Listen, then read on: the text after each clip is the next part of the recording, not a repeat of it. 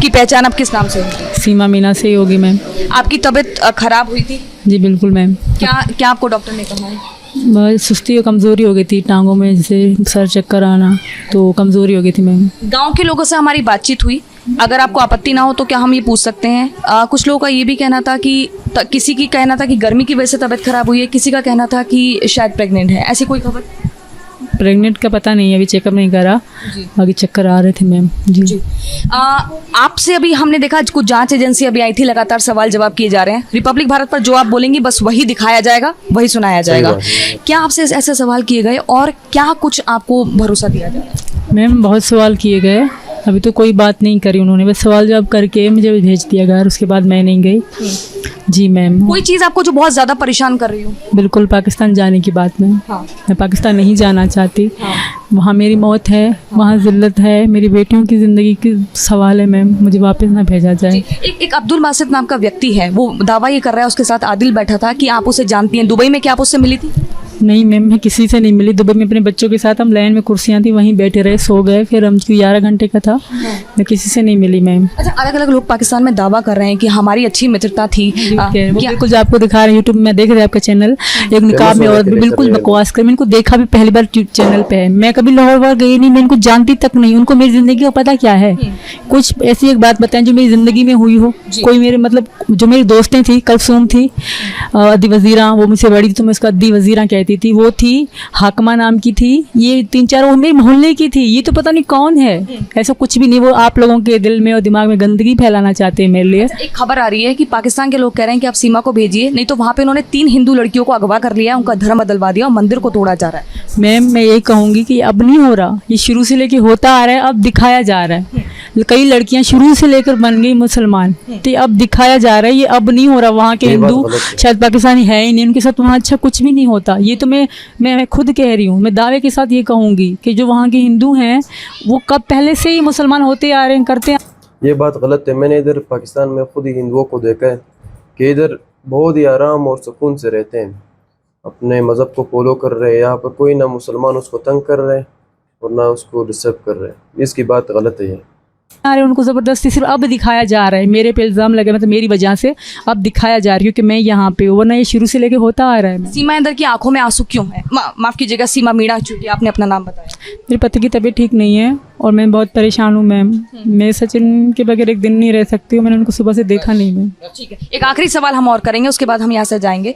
आपको लगातार हम जिस स्थिति में देख रहे हैं, और भी लोग आ रहे हैं, मदद कर रहे हैं, आप क्या और आखिरी संदेश देना चाहेंगे? मैं हाथ जोड़ के आपसे, आपके चैनल के वालों से भी ये कहूँगी, एक बार मेरी तरफ, मेरे बच्चों की तरफ देखें।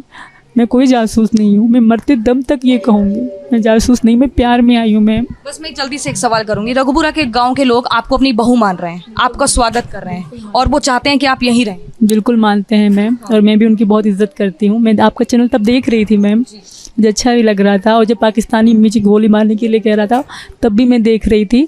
और ये तो मतलब पढ़ा लिखा बड़ा है जो ऐसे कह रहा है, और वहाँ के जो जाहिर गवार हैं वो क्या कहते होंगे मैम? सीमा, आपका इस पर क्या कहना है? कई बार ऐसा देखा गया इतिहास में, कुछ ऐसे जासूस आए जिनको ट्रेनिंग दी गई है, जिनको किसी चुनौती से डर नहीं लगता है, उनका ये मानना है कि कुछ साल बाद ऐसे खुलासे हो सकते हैं। आपको नहीं मैम, नहीं मैम, मुझे सारी ज़िंदगी के लिए पाबंद रखा जाए मैं रहूँगी, मुझे जेल में रखा जाए मैं रहूँगी। मैं नहीं कहती मुझे आज़ाद घूमने के लिए छोड़ दो, मैं औरत हूँ मैम, मैं कुछ नहीं कर सकती। मुझे जेल में रखे मैं रह लूँगी, मेरे बच्चों को बस सचिन के साथ रहने दे, मैं सावन रह लूँगी। सावन का महीना चल रहा है, आपने मेहंदी लगाई? बिल्कुल, चूड़ियाँ पहनी हैं और कल शायद व्रत भी रखूँ, सोमवार है कल। मम्मी में कुछ कट के निशान है? ये पुराने हैं, सचिन के लिए मैम। जी मैम। बहन ने सवाल किया है कि इस्लाम में कुरान, और इसके बाद जाकिर नाइक से भी दिलचस्प सा सवाल किया है, आइए देखते हैं इसको भी। मार सकता है तो क्या ये सही है? लेकिन अगर शोहर ऐसा करे तो क्या बीवी को परमिशन है उसे मारने की? ये उसका सवाल था। जो बहन सवाल कर रही है वो कुरान मजीद की एक आयत का हवाला दी ने उनने, मैं देना चाहता हूँ। सूरह निसा का सूरा नंबर 4 आयत नंबर 34 में जहाँ लिखा हुआ है कि अगर बीवी शोहर की बात नहीं मानती, कुछ हराम करती या नाफरमानी करती है, तो पहले शोहर बीवी को प्यार से समझाना चाहिए। नहीं समझती है तो उसको डांटी दे सकता है। उसके बाद बिस्तर पे नहीं साथ में रहना चाहिए, यानी इट्स अ ग्रेटर पनिशमेंट। पहले प्यार से समझाओ, फिर डांटी दे के बोलो, फिर बिस्तर पे मत सो साथ में। उसके बाद अरबी लफ्ज़ दरबा, आप उसको लाइटली मार सकते हैं, और हदीस में आता है कि अल्लाह के रसूल फरमाते हैं ये लाइट मारना की मिसाल है कि मिसवाक से मांगना। मिसवाक मतलब नॉट टूथब्रश, टूथब्रश से आप पीट भी सकते, होता है ना हैंकरचिफ या रुमाल से मारना। It is a symbolic beating. और अल्लाह के रसूल फरमाते जब आप बीवी को मारे तो कभी चेहरे पे मत मारो, ऐसा मत मारो कि निशान रह जाए। उसका मतलब ये मारना सिर्फ एक चेतावनी है, कह रहा है आप लिमिट के बाहर जा रही है। तो ये मारना is more of a symbolic beating, it is not a physical pain. वो शोहर जब बीवी को मारता है उसको दर्द पहुंचाने के लिए नहीं मार रहा है, क्योंकि अल्लाह के रसूल ने कहा कि चेहरे पे मत मारो, निशान नहीं आना चाहिए। उसका मतलब आस्ते से मारो। क्यों? मतलब ये आप अपनी हद पार कर चुकी है, ये अल्टीमेट वार्निंग है। लेकिन उसी तरीके से अगर शोहर बीवी को अपना हक नहीं दे रहा है उस वक्त ये सेम नहीं हो सकता। क्यों? अगर बीवी शोहर को मारेंगी तो शोहर थोड़ी बीवी को छोड़ेगा। ये कुरान की आयत है उसके पहले ही सूरह निसा सूरह नंबर 4 आयत नंबर 34 में कि मर्द के पास ज़्यादा ताकत है, लेकिन उसको इख्तियार है कि अगर शोहर उसको हुकूक नहीं दे रहा है वो शोहर से प्यार से बात करे, अब क्यों मुझे हुकूक नहीं दे रहे। अगर नहीं मानता है तो आर्बिट्रर लेके आओ, शोहर के तरफ से एक बड़े को बुलाओ, बीवी की तरफ से बुलाओ, बैठ के बात करो। फिर भी नहीं होता है, हुकूक नहीं दे रहा है, तो वो जाके काजी के पास निकाह फस्ख कर सकती है। निकाह फस्ख मतलब अगर शोहर उसके हुकूक नहीं दे रहा है, मिसाल के तौर पे रोज़ मारता है, रोज़ गाली देता है, हक नहीं दे रहा है, तो वो काजी के पास जाके निकाह फस्ख कर सकती है, मतलब नलिफिकेशन of the marriage. Hope this answer the question sister. आपका कोई दूसरा सवाल है तो आप पूछ सकते हैं, आप या दूसरी कोई गैर मुस्लिम खातून। I would like to know a little more about the Ahmadi sect, because I only know that they believe that your Prophet Muhammad is not the last prophet to come, and so could you please tell me a little bit more about them? बहन का सवाल था कि वो जानना चाहती थी ये अहमदीस कौन है।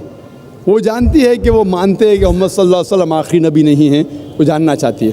अहमदी एक ऐसा फ़िरका है जो कहता है कि मोहम्मद सल्लल्लाहु अलैहि वसल्लम आखिरी रसूल नहीं हैं। कुरान की आयत साफ कहती है सूरह अहज़ाब की सूरह नंबर 33 आयत नंबर 40 में, मा कान मोहम्मदुन अबा अहदिम मिन रिजालिकुम वलाकिन रसूलुल्लाह व खातिमुन नबीन व कान अल्लाहु बिकुल्लि शैइन अलीमा।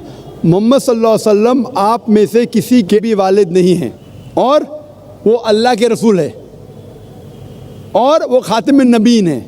अल्लाह सबसे ज़्यादा इल्म रखता है। इससे मालूम पड़ता है कि मोहम्मद सल्लल्लाहु अलैहि वसल्लम रसूल थे और आखिरी नबी थे।